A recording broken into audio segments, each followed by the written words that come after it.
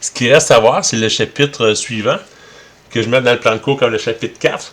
En fait, ça, c'est les cartes de contrôle.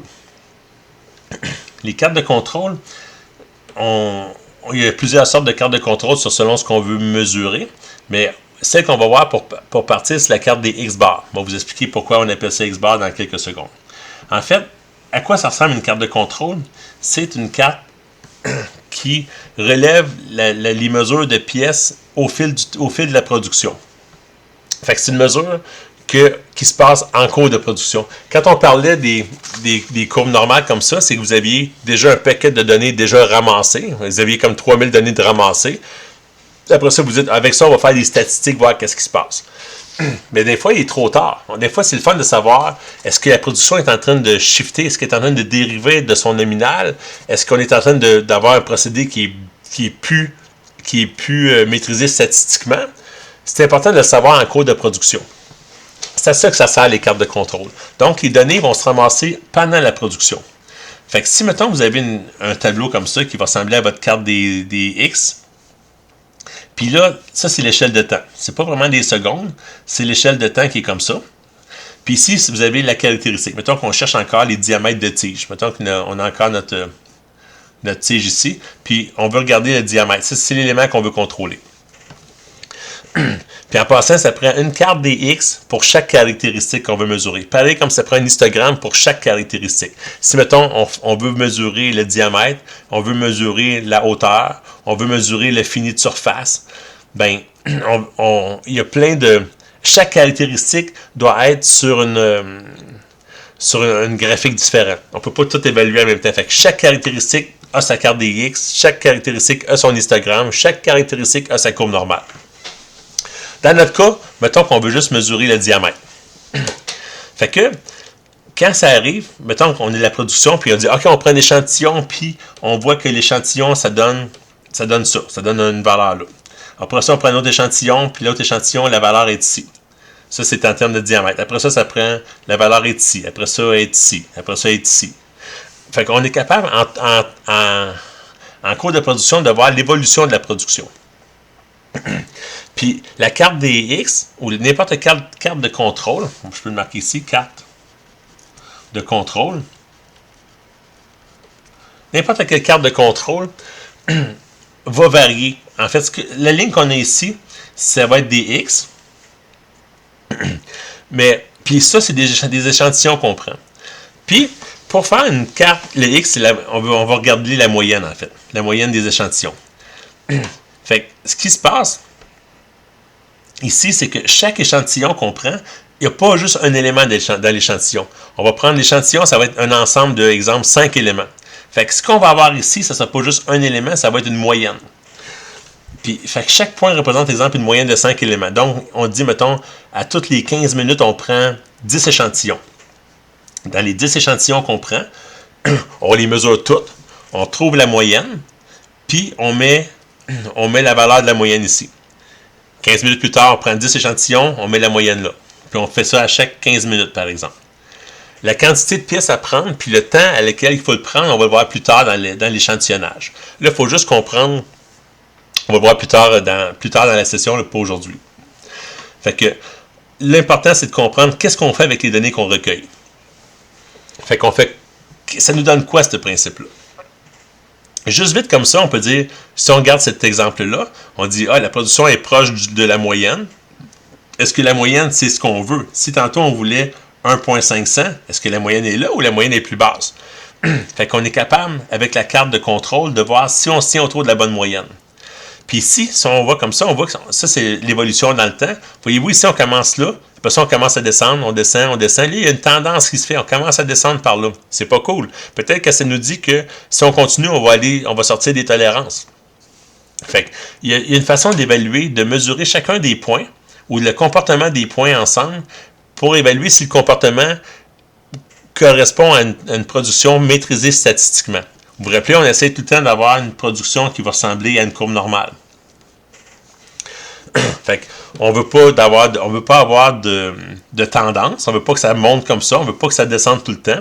Puis il y a plein de tests qui vont nous montrer comment mesurer ces points-là, comment évaluer l'évolution des points pour voir si on suit une courbe de tendance.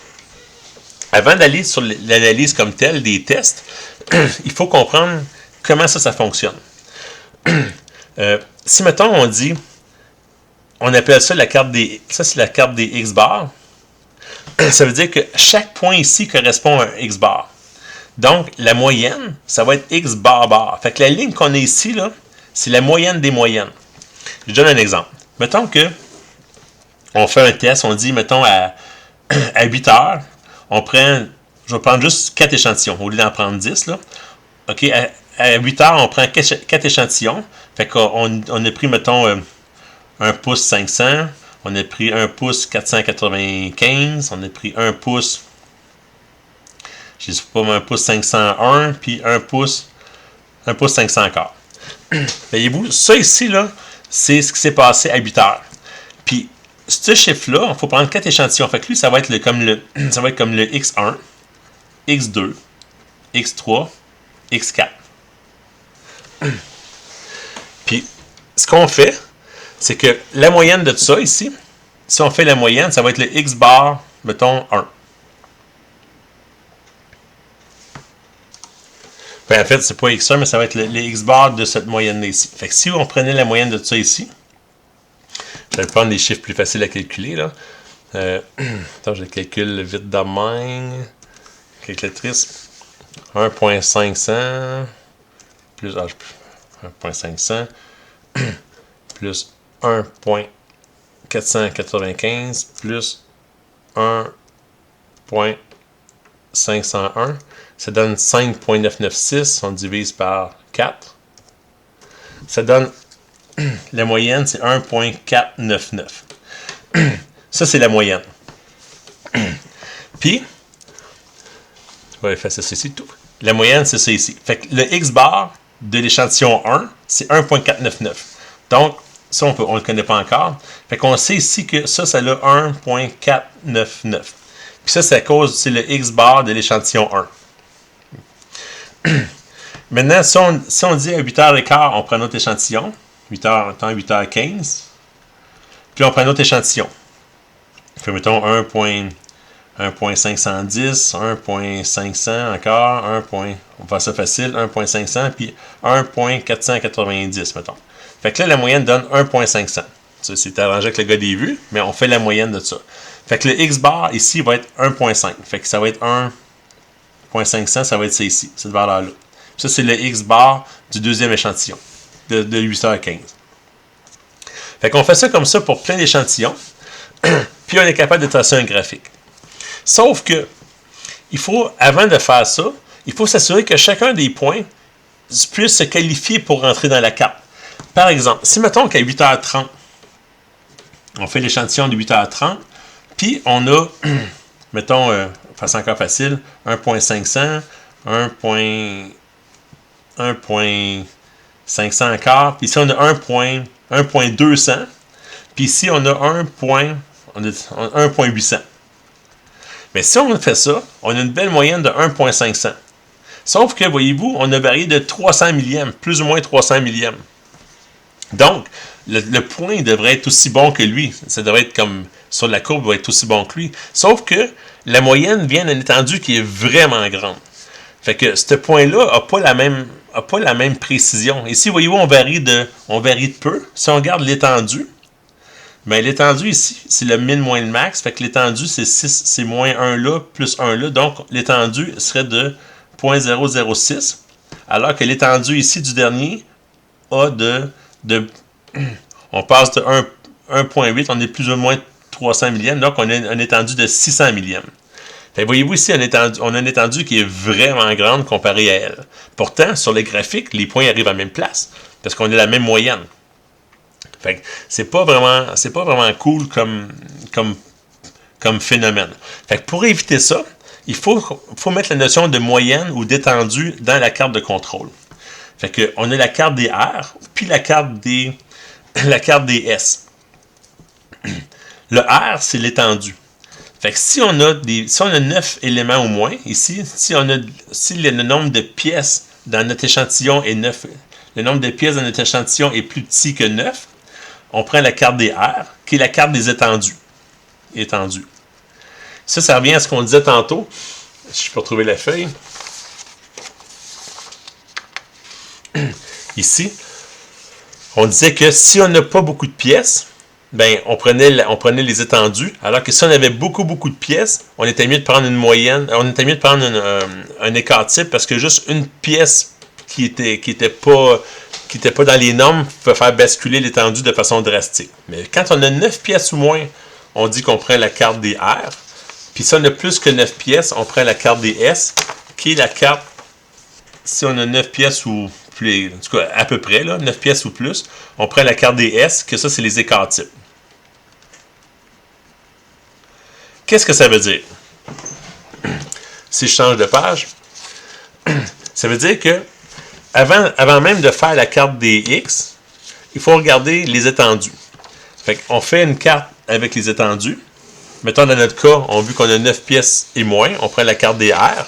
Fait que pour chaque carte, on vient regarder, on vient juste planter l'étendue de chacune des données qu'on a. Fait que si on avait une étendue de 0.6, mettons, c'est le 0.6 correspond ici, je dis n'importe quoi, là, 0.006 est ici. Fait qu'on aurait une étendue là. L'autre est à 200, il est à 600. Fait que l'étendue serait de... Non, c'est pas vrai. Cette étendue-là ici, je ne l'ai pas faite. C'est 510, 490, donc l'étendue serait de 20 millièmes. Fait qu'on aurait une étendue ici de 20 millièmes, mettons, pour ce point-là. Ouais, 20 millièmes, comme ça. Puis l'autre, il est 600. Fait que l'autre, il est vraiment en dehors. Fait que, vous voyez que on a une étendue comme ça, puis on est capable, il y a des formules pour trouver les zones d'acceptation de ces points-là. Puis, on a comme deux zones. Fait qu'on a une zone qui est ici, inférieure. Cette zone-là, on l'appelle la limite inférieure de contrôle de la carte des R. Fait que c'est LIC avec un R. Puis, on a la zone supérieure d'acceptation qui est la limite supérieure de contrôle de la carte des R encore. Ça, c'est la carte des R ici. Carte des R. Fait qu'on a une limite comme ça. Fait que tant que l'échantillon qu'on mesure reste dans les limites de supérieur inférieur de contrôle, on va regarder comment les calculer dans pas long, ben on sait que ce point-là, il se qualifie. Donc, mettons le point 1, dans ce cas-là, il se qualifie dans la carte des R. Donc, dans la carte des Z, des X, on dit que ce point-là, il est bon, on l'accepte. Après ça, on regarde le point 2. Ah, il est dans les limites. Fait que ce point-là, on l'accepte, il est bon. Alors que le point 3, qui était vraiment, le pointoir aurait été ici, mettons, dans le centre. Mais lui, vu qu'il n'est pas accepté ici, on l'annule. Fait qu'on dit ça, cette valeur-là, même si elle tombe dans la moyenne, elle n'est pas acceptable. On ne l'accepte pas parce qu'il vient d'une grande moyenne. On peut le représenter ici en disant que la variation de sa moyenne est ici, mettons. Mettons qu'on regarde à ces points-là. On dit que ce point-là, il est là, mais il vient d'une variation qui est grande comme ça. Lui, il vient d'une variation qui est grande comme ça. Si on avait un point qui était quand même bien placé, mais qui vient, c'est une moyenne d'une plage qui est vraiment trop grande, même si le point il est bon, la plage ici est comme trop grande. Fait qu'on ne l'accepte pas. Fait que quand un point n'est pas accepté, on peut juste l'éliminer, puis on continue à faire notre graphique sans en tenir compte. On va voir tantôt pourquoi, parce que c'est important de faire des tests, en fait.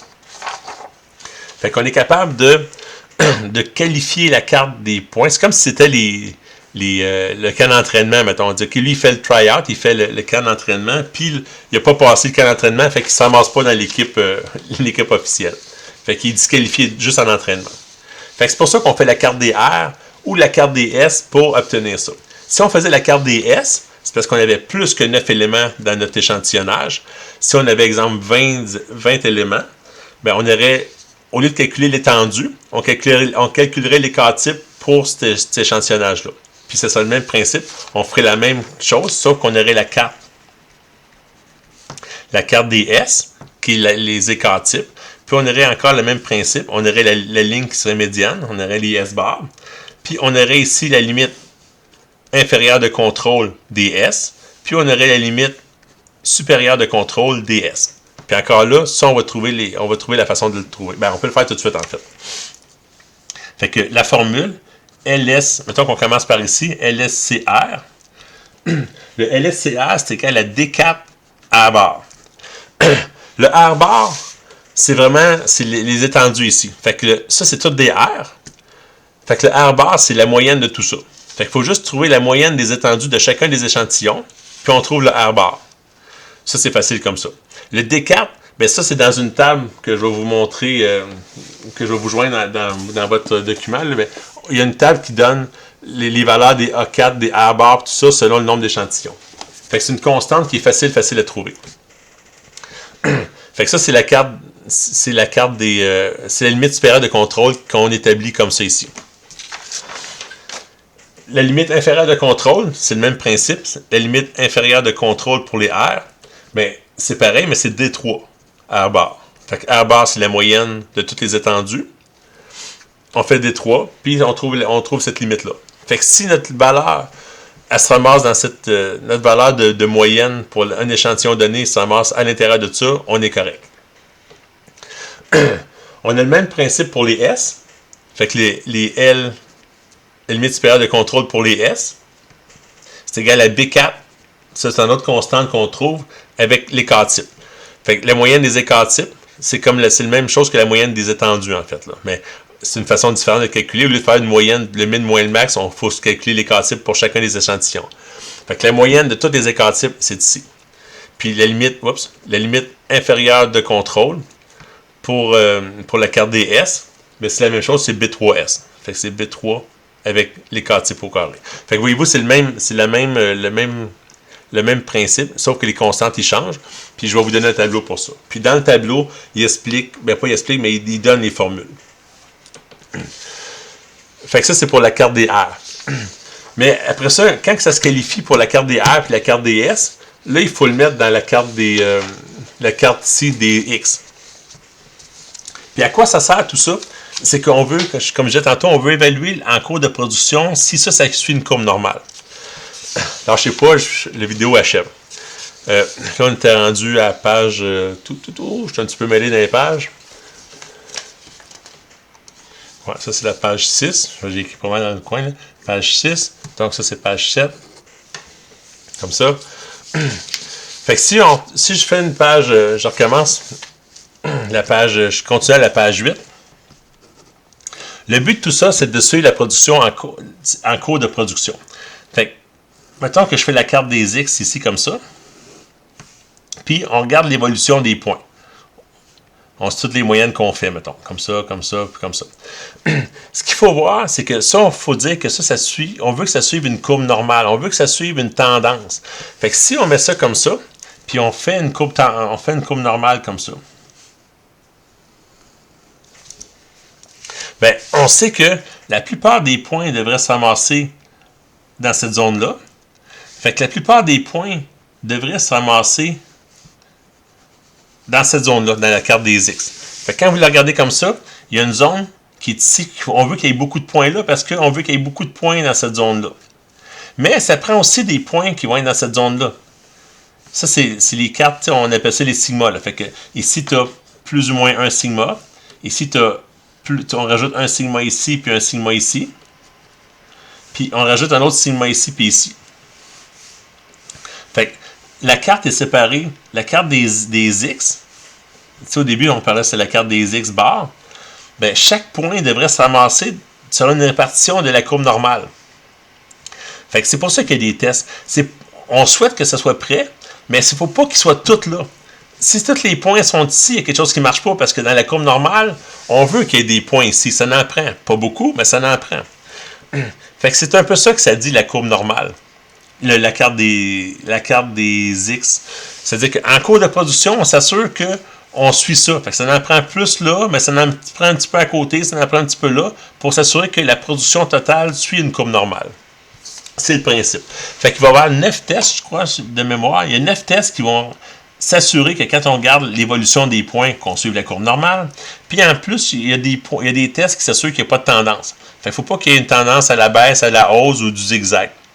Fait que les tests, on va les voir dans une autre vidéo pour pas trop pour faciliter la présentation de cette vidéo.